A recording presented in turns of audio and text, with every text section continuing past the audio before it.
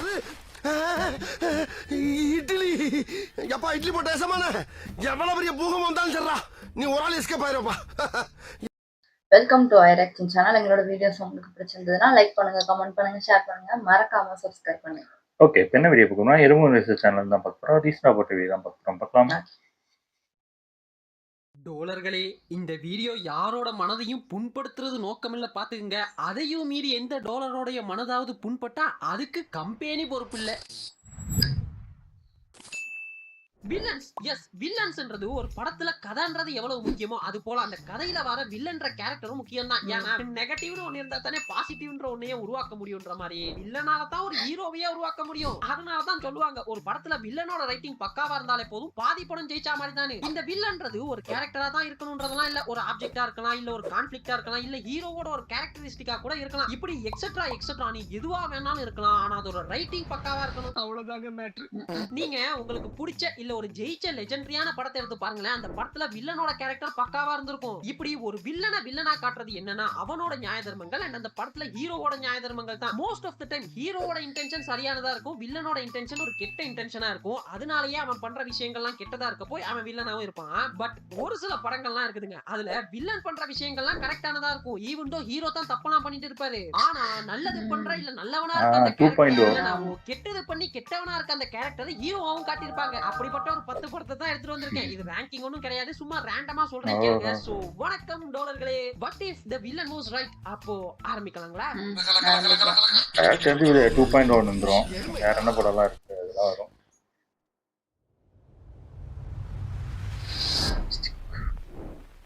அதானே. இல்ல உண்மையிலேயே அந்த படம் பார்க்கும்போது அதான் ஃபீல் ஆகும். டாபிக்க சொல்றப்பவே உங்க மைண்டுக்கு முதலாவதா இந்த படம் தான் வந்திருக்கும் நினைக்கிறேன். 2010ல ரிலீஸ் ஆகி மிகப்பெரிய ஹிட்டான எந்திரனோட சீக்வல் பண்ண போறோம், பார்ட் 2 பண்ண போறோம் அப்படின்னு சொன்னப்பவே ஒரு கேள்வி இருந்தது. என்னன்னா எந்திரன்ல சிட்டிக்கு வில்லன் சிட்டி தான்ற மாதிரி நானே வில்லன் நானே ஹீரோ கான்செப்ட் தான். சோ அதோட பார்ட் 2ல என்ன வில்லனா வர போகுது, எதை வில்லனா காட்ட போறாங்க அப்படின்ற டிஸ்கஷன் இருக்கும்போது தான் அக்ஷய் குமார் உள்ள வராரு. இனிஷியலா அவரோட லுக், பறவை மாதிரியான கெட்டப் இதெல்லாம் பார்த்துட்டு ஏலியன்ஸ் இந்த உலகத்துக்கு வராங்க, அவங்க கிட்ட இருந்து இந்த உலகத்தை காப்பாத்துறது தான் கதையா இருக்கும் அப்படின்ற மாதிரியான தியரிஸ் எல்லாம் இருந்தது. அப்படி இருந்தா கூட சூப்பரா இருந்திருக்கும். இப்போ என்னடா எங்க ஊர் வரைக்கும் வந்திருக்கீங்க? ஆனா படம் வந்ததுக்கு அப்புறம் தாங்க தெரிஞ்சது இது ஏலியன்ஸ் டைம் டிராவல் மல்டிவர்ஸ் எல்லாம் கிடையாது, இது ஒரு ஹை பட்ஜெட் பேய் படம்னு. பக்ஷிராஜனோட கோரிக்கை என்னங்க, ஒரு நியாயமான கோரிக்கை தானே, பறவைகள்லாம் சாகக்கூடாது, சோ லோ ஃப்ரீக்வன்சில யூஸ் பண்ணுங்க. அவர் செத்து பேய் ஆனதுக்கு அப்புறம் கூட சாரிங்க ஆரா நெகட்டிவ் எனர்ஜி இதுக்காக தான் பாடுபட்டு இருப்பாரு. ஆனா சிட்டி, அதுவும் ரெட் சீப் போட்ட சிட்டி என்ன பண்ணுது, அவர் அழிச்சிருது. இதுதான் கிளைமேக்ஸ். பக்ஷிராஜன் கிட்ட இருந்து நாட்டை காப்பாத்துற சிட்டியை பார்க்க வந்த ஆடியன்ஸுக்கு எப்ப யாராவது பக்ஷிராஜனை சிட்டி கிட்ட இருந்து காப்பாத்துங்கப்பா அப்படின்னு ஆடியன்ஸ் எல்லாம் பரிதாபப்படுற நிலைமைக்கு போயிடுச்சுங்க கிளைமேக்ஸ். அதுவும் குறிப்பா அந்த சிட்டி 3.0னு கிளைமேக்ஸ்ல ஒன்னு வந்து புறாத்தலையை திரிகிறவேன்னு சொல்றலாம் பங்கோங்க.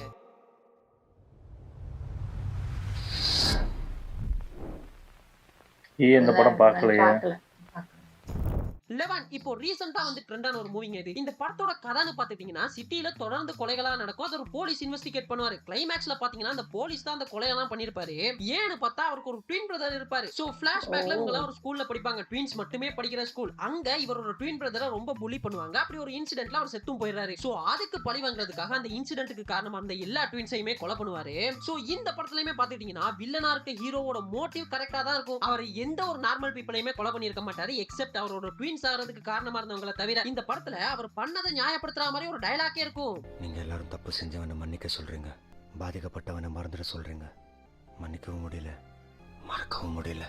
இந்த டயலாக தாங்க ஸ்டோரி, ஸ்டேட்டஸ், ரீல்ஸ்னு எல்லாரும் போட்டுன்னு இருந்தாங்க படம் வந்தப்போ. என்னன்னா இந்த படம் தியேட்டர்ல வந்தப்போ பெருசா யாரும் பேசல, பட் ஓடிடில வந்ததுக்கு அப்புறமா தான் படம் அப்படிலாம் பேசி ட்ரெண்ட் பண்ணிட்டு இருந்தாங்க. தியேட்டர்ல வந்தப்போவே பாத்துருக்கலாம், நானும் மிஸ் பண்ணிட்டேன். இந்த படத்துல பாத்தீங்கன்னா கடைசியில அவரும் செத்துருவார் அப்படின்ற மாதிரி தான் இருக்கும். படம் தொடங்கும் பொழுது யாருப்பா கொலை பண்றது அப்படின்னு கோவப்பட்டு கிளைமேக்ஸ்ல ஐயோ பாவம் பாவர் அப்படின்னு கொலைகாரனுக்கு ஆதங்கப்படுற மாதிரி முடிஞ்சிருக்கும்.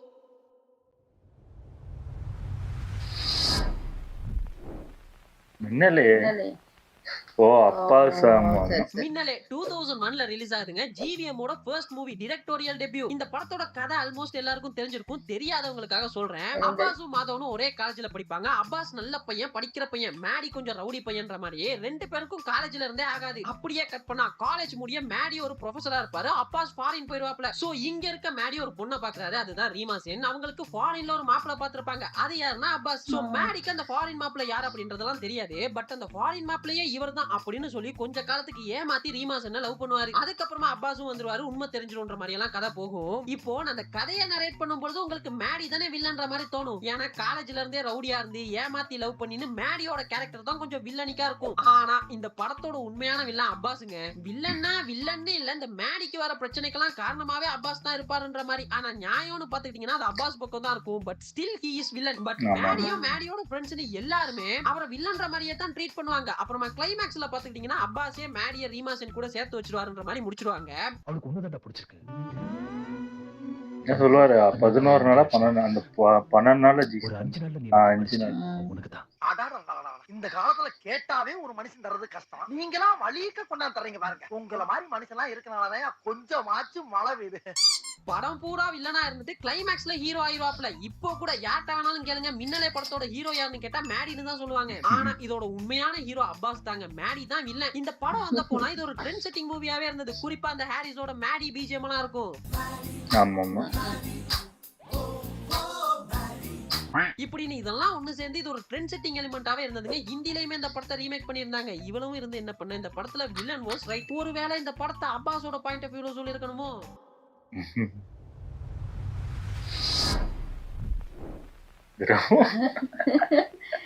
நினைச்சேன்டா. மின்னலை பத்தி பேசிட்டு ரெமோ பத்தி பேசலாம். எப்படி இந்த நம்பவே முடியாத கதையெல்லாம் ஸ்கிரீன்ல காட்டி நம்ப வைக்கக்கூடிய திறமை இருக்கக்கூடிய ஒரே ஆக்டர் எஸ்கேன்னு தாங்க சொல்லுவேன். ஐ திங்க் ரெமோ இவரோட ஹீரோவா நடிக்கிற 9வது படம் நினைக்கிறேன். இந்த படமும் ஒரு நம்பவே முடியாத கதை தான். ஆனா அதை நம்பும்படியா பண்ணது பிசி ஸ்ரீராம் சாரோட சினிமோட்டோகிராஃபி அண்ட் விஷுவல்ஸ் தாங்க நான் சொல்லுவேன். அதுதான் நம்ம எல்லாருமே மெஸ்மரைஸ் பண்ணிருச்சு. சரி, மின்னலைக்கும் இதுக்கும் என்ன கனெக்ட், இதுல வில்ல யாரடா அப்படின்னு கேட்டீங்கன்னா, இந்த படத்துலயும் பாத்துக்கிட்டீங்கன்னா ஹீரோ ஒரு பொண்ணை லவ் பண்ணுவாரு. அந்த பொண்ணு கூடவே டிராவல் பண்ணணும்னு பொண்ணு மாதிரி வேஷம் எல்லாம் போட்டு போய் லவ் பண்ணுவாருன்ற மாதிரி எல்லாம் போகும். இப்போ பிரச்சனையே என்னன்னு பாத்தீங்கன்னா, அந்த பொண்ணுக்கு ஒரு பையனை நிச்சயம் பண்ணிருப்பாங்க. அது ஹீரோக்கு நேரடியாவே லவ் பண்ணுவாரு. அவ்வளவுதான் நிச்சயம் ஆயிடுச்சே, கல்யாணம் ஆகலையே. வேண்டாம் ப்ரோ, அடுத்த ஆட்டோக்கு ஆயுத பூஜை பண்ணணும்னு நினைக்கிற தப்பு ப்ரோ. சரி, இப்போ அந்த பையன் கெட்ட பையனான்னு கேட்டா கிடையாது. அவன் வேலைக்கெல்லாம் போய் வெல் செட்டில்டான ஒரு பையன் தான். ஹீரோயினுமே டாக்டரா இருப்பாங்க. ஆனா ஹீரோ எந்த வேலை வெட்டிக்கும் போக மாட்டாரு. ஊதாரியா சுத்துவாரு, ஹீரோயினை ஸ்டாக் பண்ணுவாரு. ஹீரோயினுக்கு நிச்சயம் பண்ணிருக்காங்கன்னு தெரிஞ்சுமே லாஸ்ட் மினிட் வரைக்கும் பிரெயின் வாஷ் பண்ணிட்டு படம் பூரா ஹீரோயினை தாங்குன்னு தாங்கி இருப்பாரு. ரியாலிட்டில ஃபுல்லா இருக்கு. காதலை நக்கினேன், காதலை விழுந்தேன், காதல் காதல் காதல் எல்லா படத்திலும் காதல். இப்போ இவ்வளத்தையும் பண்ற ஹீரோ நல்லவரு. இப்ப அந்த பொண்ணுக்கு நிச்சயம் பண்ணி வச்சிருக்காங்கல பையன், அவனை கெட்டவனா காட்டணும்ன்றதுக்காகவே கிளைமேக்ஸ்ல கூட்டு வந்து அவனுக்கு 2 பணக்கார டயலாக கொடுத்து வாண்டடா கெட்டவனா காட்டியிருப்பாங்க. அவன் கூட எஸ்கே ஒரு டயலாக் பேசுவாப்ல. அரை டிக்கெட் நீ அவனை தர டிக்கெட்ன்றியா?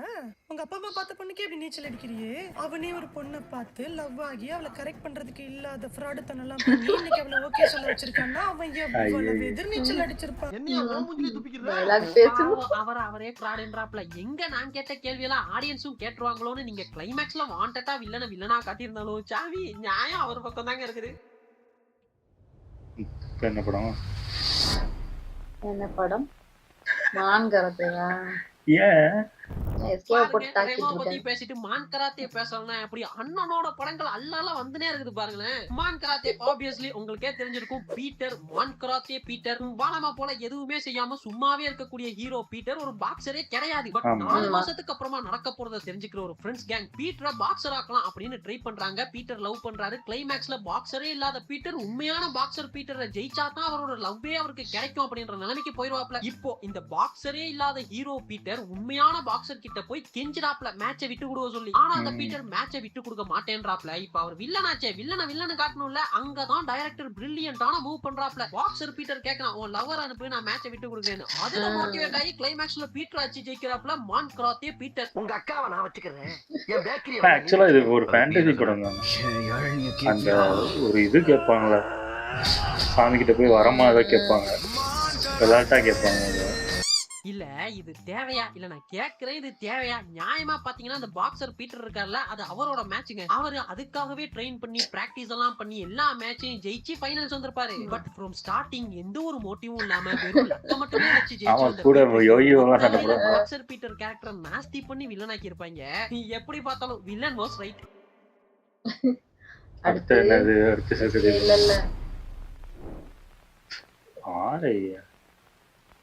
யார் இது 2019ல ரத்னகுமார் டைரக்ஷன்ல யாரு நம்ம லோக்கி ஓ. அமலா டைரக்ஷன்ல பால் வந்த தானே? படம் தாங்க இந்த ஆடை. ஒரு சர்வைவல் அப்படியா? த்ரில்லர் தான். ஒரு பொண்ணு அமலா பால். பள்ளியில தனியா ட்ரெஸ்ஸே இல்லாம மாட்டிக்கிறாங்க, எப்படி தப்பி வராங்கன்ற மாதிரி தான் இந்த படம் தொடங்குறதுக்கு முன்னாடி ஆடைனா என்ன, எப்படி ஆடை முக்கியத்துவம் பெறுது, இந்த மார்பக வரி இதெல்லாம் பத்தி பேசியிருப்பாங்க. சரி, இப்ப இந்த பொண்ணு நியூடா சிக்கினதுக்கு காரணம் என்ன? இந்த வில்லனி கேரக்டர் யாருன்னா அதுவும் ஒரு பொண்ணு தான். அதாவது இந்த ஹீரோயின் பிராங்க் ஷோ எல்லாம் பண்ணுவாங்க. அப்படி ஒரு வாட்டி ரோட்ல ஒரு பிராங்க் ஷோ பண்ண போய் அந்த பிராங்க் ஷோவாலேயே UPSC எக்ஸாம் எழுத போன அந்த பொண்ணு எக்ஸாம மிஸ் பண்ணி அதனால அவளோட வாழ்க்கையே மாறி போச்சு. அதை ஹீரோயினுக்கு உணர்த்தணும்னு ஒரு நாள் ஃபுல்லா நியூடா அலைய விடுறாங்க. அதுக்கு இதுக்கு என்ன சம்பந்தம்? காக்கா இம்புட்டோண்டு ஆயிருந்ததுக்கு இவ்வளவு பெரிய கலவரமாடா.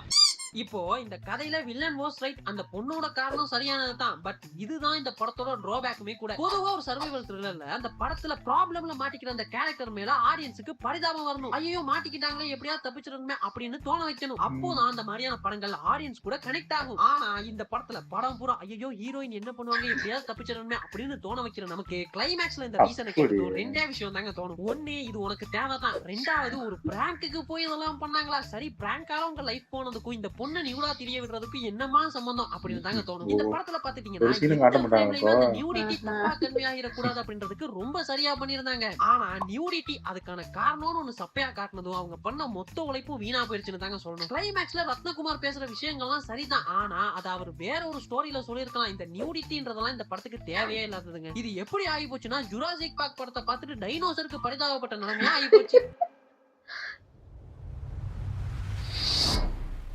என்ன படம்?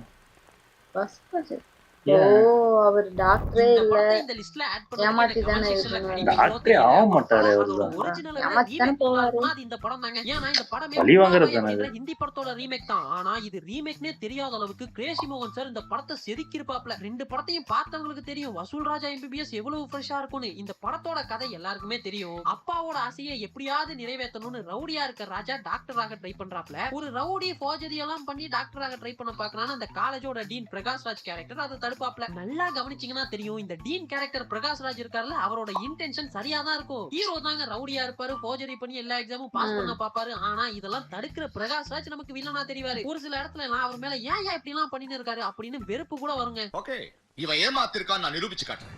ஓகே காய்ஸ், நாளைக்கு காலையில 8 மணிக்கு அசெம்பிளி ஹால்ல நான் ராஜாராமனை கேள்வி கேட்கிறேன். ஒரே ஒரு கேள்விக்கு பதில் சொல்ல முடிஞ்சா போதும், அவன் இந்த ஹாஸ்பிடல்ல இருக்கலாம். What is wrong with you, man? ஆனா இந்த ஹீரோ வில்லன் முரணெல்லாம் தாண்டி அந்த படத்தோட ஸ்கிரீன் பிளேல நம்மள கிரிப்பா வச்சிருந்ததுக்கு காரணம் கிரேசி மோகன் சாரோட மகிமனு தாங்க சொல்லணும். மோர் ஓவர் இது ஒரு ஹோல்சமான படங்க. இதுல நமக்கு இந்த ஹீரோ வில்லன் கான்ஃபிளிக்ட் நினைக்கவே தோணாது. இப்போ கேட்கலாம் ப்ரோ, இந்த லிஸ்ட்ல டிராகன் டான் இதெல்லாம் வரும்ல? டிராகன்ல மிஸ்கின் மோர் ஓவர் வில்லனே கிடையாது. ஸ்டார்டிங்ல இருந்தே அவர் நல்லதுதான் பண்ணிட்டு இருப்பாரு. சோ அவர் வில்லன்ற மாதிரி எங்கேயுமே போர்ட்ரேட் பண்ணிருக்க மாட்டாங்க.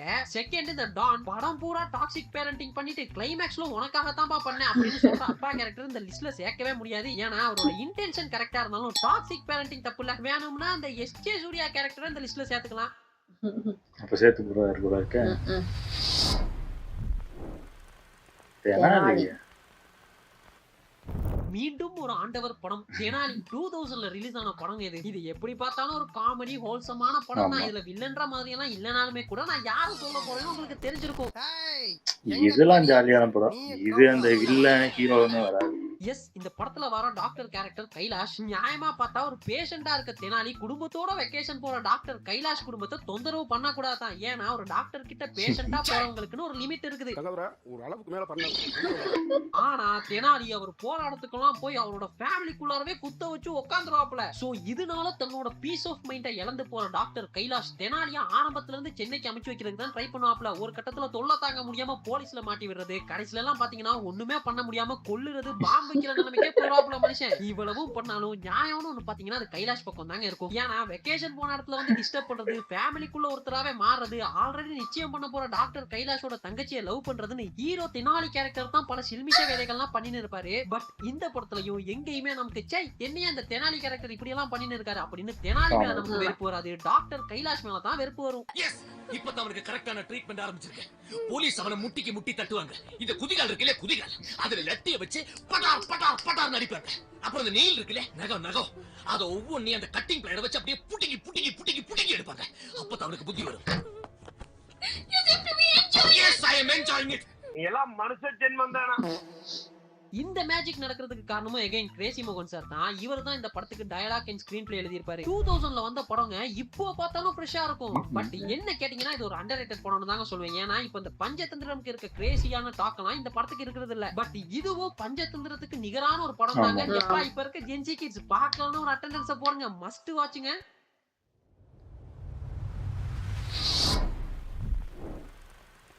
மகான். இந்த மகான்ல ஒரு மேட்டர் இருக்குது, அதை நான் பின்னாடி சொல்றேன். 2022ல இந்த கொரோனா முடிஞ்சு அந்த டைம்ல ஓடிடில ரிலீஸ் ஆன ஒரு படங்க. சை தியேட்டர்ல வந்திருக்கலாம்ல அப்படின்னு தோண வச்ச ஒரு படமும் கூட. ஆஸ் யூசுவல் மகான், காந்தி மகான் தனக்குன்னு பிடிச்ச ஒரு வாழ்க்கையை வாழணும்னு சரக்கு தம்மு சூதாட்டம்னு தனக்குனே ஒரு சரக்கு சாம்ராஜ்யத்தோட கட்ட பஞ்சாயத்து ரவுடிசம்னு வாழ்றாரு. இப்போ இப்படிப்பட்ட ஒரு கேரக்டரை எதிர்க்கணும்னு நியாயம், தர்மம், சத்தியம், பொய் சொல்லக்கூடாது, குடிய ஒழிப்புன்னு காந்தியோட வழியை பின்பற்ற அவரோட மகன் வந்து நிக்கிறான். நாங்க பேசிக்கிட்டு இருக்க இந்த கான்செப்டுக்கு பக்காவான ஒரு படம்னா அது மகான் தாங்க. பெர்ஃபெக்ட் பிளாக் கேரக்டர் மகான் தான் ஹீரோ, பெர்ஃபெக்ட் ஒயிட் கேரக்டர் தான் வில்லன். பட் நாம தப்பு பண்ற ஹீரோக்கு தான் சப்போர்ட் பண்ணுவோம், நல்லது பண்ற அந்த மகன் கேரக்டருக்கு சே என்னையா இப்படி எல்லாம் பண்ணிட்டு இருக்கான் அப்படின்னு ஹேட் பண்ணுவோம். ஐ திங்க் கார்த்திக் சுப்புராஜ் இந்த படத்தை எழுதும் பொழுதே இதோட கோர் கான்செப்டே இதுவா தான் இருக்கணும்னு நினைச்சு எழுதியிருப்பாரு போல. அதாவது வளமையா ஹீரோவா காட்டுற ஒருத்தன் வில்லன், வில்லனா காட்டுற ஒருத்தன் ஹீரோ. ஏன்னா இந்த படம் தொடங்குறதுக்கு முன்னாடி காந்தியோட 2 லைன்ஸ் போடுவாங்க. அதுலயே இந்த ஹீரோ வில்லன் கான்செப்ட உடைக்கிறது தான் இந்த படம்னு சொல்லாம சொல்லிருப்பாப்ல. தவறுகள் செய்ய அனுமதிக்காத சுதந்திரம் சுதந்திரமே இல்ல. போலீஸ் காட்டுப்பா, போலீஸ் ஒப்புள்ள போலீஸ் பா. ஏ பேயில போமா சிறப்பு தனிப்படை. நான் வரணும்னு ரொம்ப ஆசைப்பட்ட போல அதான் வந்துட்டேன். ஆடவும் ஆரம்பிச்சிட்டேன். அப்பா ஆட்டம். இந்த படத்துல ஒரு மேட்டர் இருக்குன்னு சொன்னேன்ல, அது என்னன்னா பொதுவா இந்த மாதிரியான கேங்ஸ்டர்ஸ் மூவி இல்ல ஹீரோ எப்படி பழி வாங்கினாரு, கொலையை எப்படி மறைச்சாரு, எப்படி கொள்ளடிச்சாரு, இந்த மாதிரியான மூவில எல்லாம் அதுல வர அந்த போலீஸ் கேரக்டர் இருக்குல்ல அவங்க பக்கம் தான் என்னைக்குமே நியாயம் இருக்கும். ஏன்னா படம் பூரா ஹீரோ தப்பு தான் பண்ணிட்டு இருப்பாரு, அதை அவங்க தடுப்பாங்க. ஆனா ஆடியன்ஸுக்கு இதெல்லாம் மறக்க வைக்கணும்ன்றதுக்காக ஹீரோ பண்ற தப்புக்கு பிளாஷ்பேக்ல ஒரு நியாயமோ இதுதான் நடந்தது. இல்ல அந்த போலீஸ் கேரக்டர் கொஞ்சம் ரூடான ஆளு, இதெல்லாம் பழி வாங்குறதுக்காக தான் அவர் பண்றாருன்னு போலீஸ் கேரக்டருக்கு எதனால ஒரு வீக்னஸ் வச்சு அந்த போலீஸ் கேரக்டரையே டம்மி பண்ணி தப்பு பண்ற ஹீரோ கேரக்டரை பெரிய கேரக்டர்ன்ற மாதிரி காட்டிடுவாங்க. Bad inspector and the rowdy. இதனாலேயே ஹீரோ என்னதான் தப்பு பண்றாருன்னு தெரிஞ்சிருந்தாலும் சப்கான்ஷியஸா நம்ம அவருக்கு தான் சப்போர்ட் பண்ணிட்டே இருப்போம். ஏன்னா இந்த ரியல் வேர்ல்டுல இந்த சட்டம், நியாயம், இந்த போலீஸ் எல்லாம் இருக்கதால தான், இதுக்கு கட்டுப்பட்டு இருக்கதால தான் நம்ம எல்லாருமே எத்திக்கலா நடந்துக்கிறோம். மத்தபடி நாங்க எங்களை அவுத்து விட்டாங்க. பட் ஹியூமன் நேச்சர் எப்படி பிஹேவ் பண்ணுனா, தனக்குன்னு ஒரு பிரச்சனை வந்துட்டா அதுல இருந்து சரியான வழியிலயோ தப்பான வழியிலயோ தப்பிக்க மட்டும் தான் பாக்கும். சோ ஒரு படத்துல நம்மளால பண்ண முடியாததெல்லாம் ஹீரோ பண்ணும் பொழுது நம்மள அறியாமலே நம்ம ஹீரோக்கு சப்போர்ட் பண்ணுவோம். இது ஒரு ஹியூமன் சைக்காலஜி. இப்போ இந்த மாஸ்க்னு ஒரு படம் வந்ததுல, கவினோட படம், அதுல ஒரு சூப்பர் மார்க்கெட் சீன் இருக்கும். அந்த சீன்ல இந்த கான்செப்ட் ரொம்ப சிம்பிளா காட்டி இருப்பாங்க. சும்மா போய் பார்க்கணும்னா பாருங்க, நல்ல படம் தான். வாங்க சாப்பிட்டுக்கிட்டே யார பத்தியாவது தப்பா பேசலாம்.